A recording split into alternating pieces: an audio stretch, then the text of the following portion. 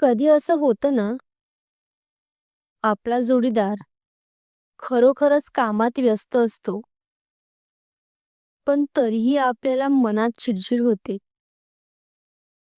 तो बोलत नाही, वेळ देत नाही आणि मग आपलं मन अस्वस्थ होतं. ही कथा आहे सायली आणि आदित्यची. दोन प्रेमात असलेल्या माणसांची,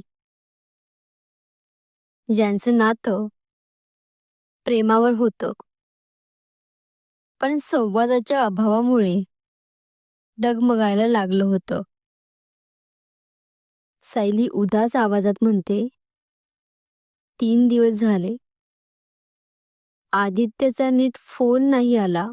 पूर्ण स्टोरी ऐकण्यासाठी लिंक कमेंटमध्ये दिलेली आहेत. धन्यवाद.